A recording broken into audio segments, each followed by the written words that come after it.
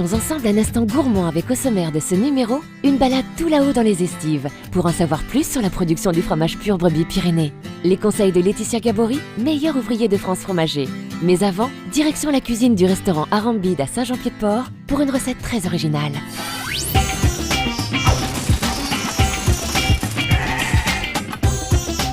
Bonjour chef, qu'est-ce que ce fromage évoque pour vous? J'aime cuisiner le fromage pur brebis Pyrénées, car c'est un fromage de ma région. Quand il est chaud, il amène encore d'autres arômes. Et on a voulu aussi le mettre en beignet pour l'originalité un petit peu de la recette, pour faire découvrir aux gens cette façon de travailler. Tout de suite, la liste des ingrédients.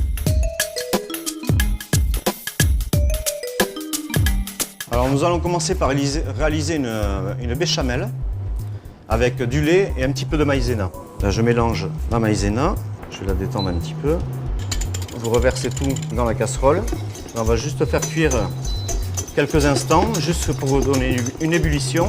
Là, voilà, j'ai donné une ébullition, ça épaissit. Hop, je l'éteins. On retire du feu. On va l'assaisonner légèrement de sel et de poivre blanc. Ensuite, nous allons rajouter notre brebis râpée. Ensuite, on va rajouter nos dés de fromage de brebis. La béchamel, c'est juste pour amener une petite liaison à l'appareil. Une fois qu'on a mis le brebis, on va rajouter les dés de pâte de coin. Ça, c'est prêt. On va le garder là. Et maintenant, nous allons mettre nos feuilles de riz à ramollir pendant 1 à 2 minutes dans de l'eau tiède. Bientôt, la suite de la recette.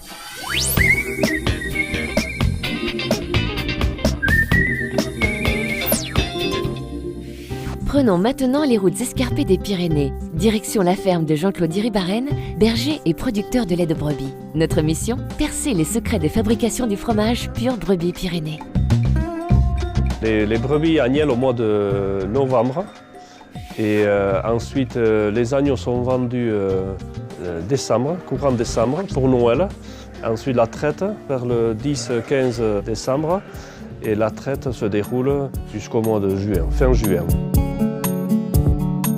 Début juin, il y a la lutte des brebis, c'est-à-dire la reproduction des brebis. En juillet, fin juin, début juillet, elles vont à la montagne. Donc en estive, nous profitons pour faire des fourrages, des fenaisons. Donc tous les matins, quand même, on va les surveiller en estive. Et on sépare les troupeaux les uns des autres. Et puis elles redescendent au mois d'octobre. Et le cycle recommence en novembre, elles agnellent, voilà. C'est à peu près, grosso modo, le cycle de la brebis.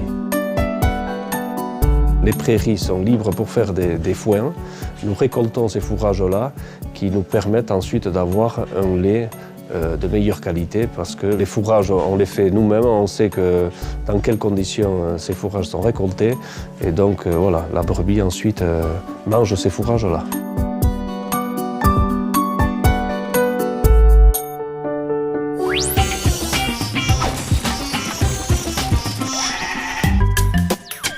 Allez, on retourne en cuisine. Maintenant, nous allons monter nos beignets de fromage de brebis à la pâte de coin. Les feuilles de riz ont bien ramolli. Là, vous les mettez dans deux petits ramequins pour faire un petit creux. Ensuite, nous allons rajouter du mélange brebis, pâte de coin.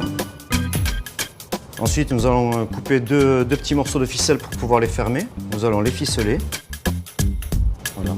Vous avez 2 petits beignets prêts à passer dans la pâte à tempura que nous allons faire maintenant. Vous prenez la farine à tempura, c'est dans un petit ramequin. On va la détendre avec de l'eau, là, petit à petit.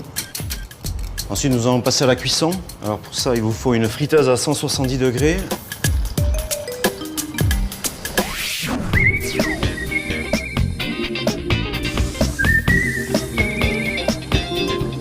En attendant la suite de la recette, qui de mieux qu'un meilleur ouvrier de France fromager, en la personne de la ravissante Laetitia Gabory, pour nous dévoiler les particularités d'un sacré fromage nommé pur brebis Pyrénées. Donc ici, vous avez des fromages typiquement basques et ensuite, vous avez des fromages typiquement béarnais. Donc déjà, on a ces 2 caractéristiques. La forme fait qu'on a des affinages différents, donc des goûts et des pâtes différentes.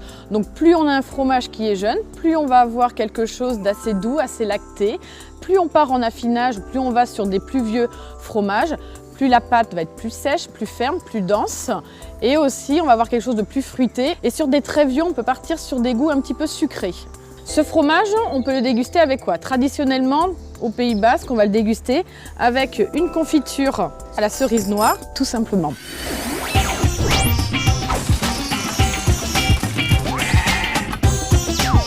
À vous, chef.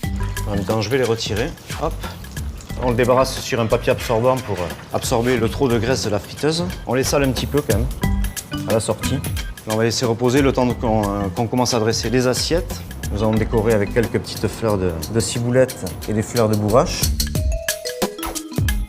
Bon appétit. Merci pour ces purs moments gourmands. À bientôt.